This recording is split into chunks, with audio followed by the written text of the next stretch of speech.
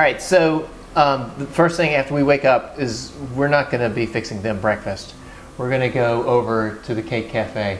Our friend Steve Himmelfarb, who used to be like the #3 sound engineer for RCA Records. He did Like a Rock, that album. He was the engineer for that album. So he came to New Orleans and sold cake by the slice, door to door, for a number of years. And which is the reason that I'm a runner, because he would come by our shop every day and we would be eating a slice of cake like every day for years. So I was like, all right, this needs a balance. So nonetheless, he ended up, he's got his own place now. It's down in the Bywater, and it's fantastic. And so if you go at the right time, earlier the better, you can get in and you just got your choice of what you want to eat. Yeah. So we'll start off at the Cake Cafe, sit down outside, enjoy the morning. The kids are all, they can run around. It's in the Bywater, so it's really interesting and very funky still, and get a good meal. And from there, we're just close enough to the Insectarium, which is just on the other side of the French Quarter from the Bywater.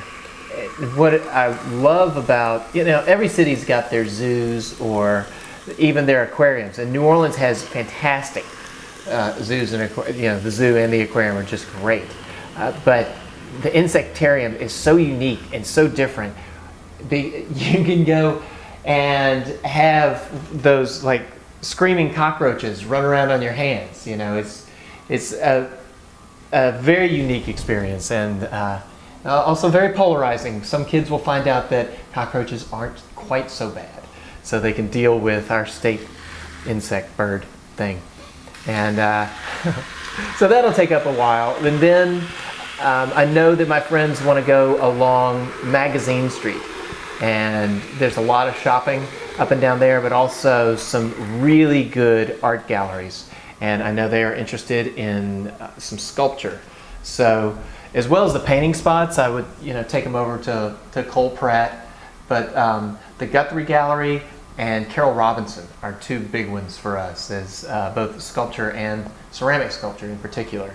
For both of them, they carry some nationally known artists that I really, really love. And Leslie, who owns the Guthrie Gallery, is crazy. And so if you can engage her in conversation when she's open, it is it'll take as short as long as you like. She looks like Daphne. It's what? And she looks like Daphne. And she looks like Daphne. That's right, she does. With those glasses. So, and you get to meet her menagerie. She's got easily well over a dozen animals that are just cascading through the sculpture rooms and the gallery all over the place. Those are the cats, the dogs. What else? She used to have a rabbit. And so mayhem. And they wanted to get some pottery from us.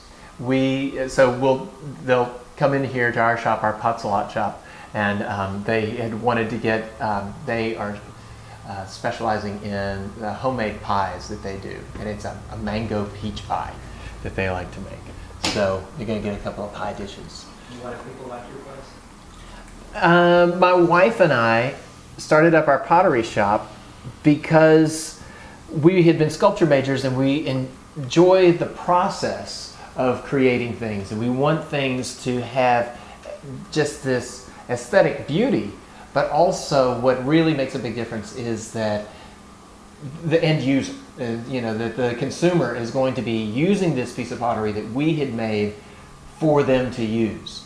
And so when they're holding that coffee mug in the morning and their hands are around it, they've got that moment of contemplation if they're not on the go, and even if they are, and they'll just take that instant to register all these things in their mind that someone else made this. These are finger grooves on the side of this mug from my fingers going through there, the way that I angle the lip of the cup so that as it meets your lips, it's going to pour just right. And so that connection of of having something made for the end user also sparks the memory of when we got to meet.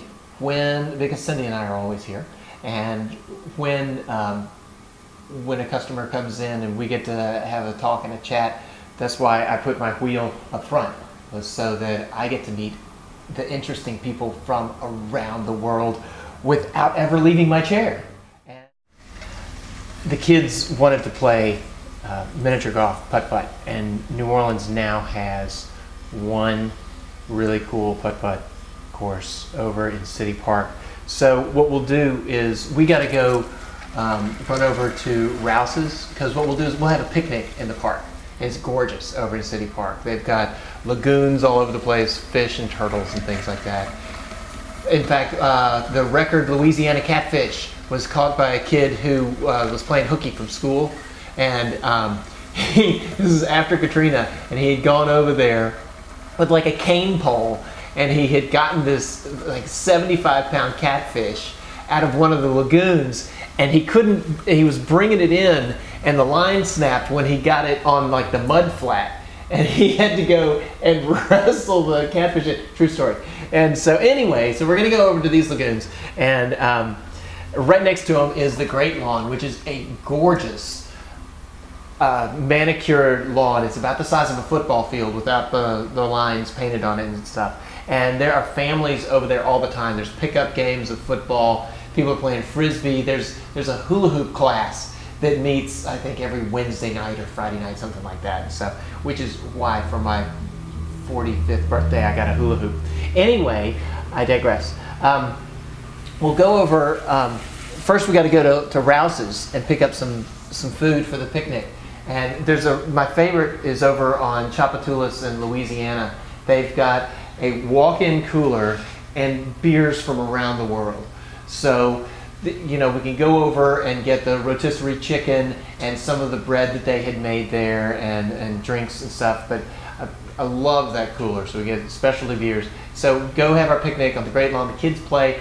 Then we go play putt-putt. And there's also a nice bar. You can have a martini with the putt-putt. And it's a Louisiana themed putt-putt course, because you can either take the New Orleans course, which is all about New Orleans, or you can take the Louisiana course, which takes you into Cajun country and things like that. And it's a really good time. So then we've got the babysitters set up. And so they're going to take care of the kids, because we want to go to Giacomo's, which is over on Oak Street. And it's just a hop, skip, and a jump uptown, and you pass my favorite coffee shop, the Rue de la Course. Jerry and Deborah have owned it forever. So we go on up to Giacomo's.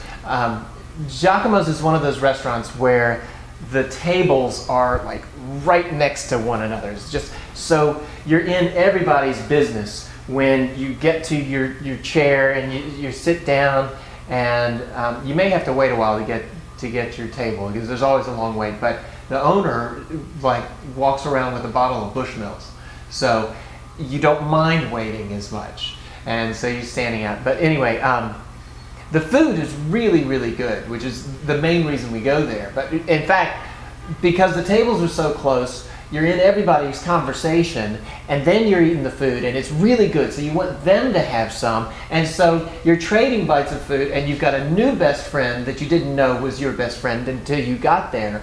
And so it's just a really, really good time. It's always packed, and you really do. You just meet all these interesting new people all around you, and then everybody decides that they're going to go next door, which is the Maple Leaf. So you never have to leave this one block all evening.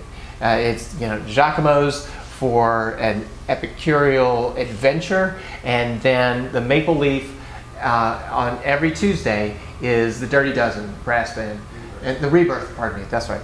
And because on Tuesdays, first you go to Giacomo's and you take care of your epicureal adventure, and then we head right next door to the Maple Leaf for the Rebirth brass band, and it's just floor shaking, dancing all night, and it's just right there. And then they are going to be staying down in the quarter, so they get to take the streetcar and take it home, and we drive back home. So, but as a full day and night for the kids and the adults, and everybody is exhausted because the next morning we have to start and do it again.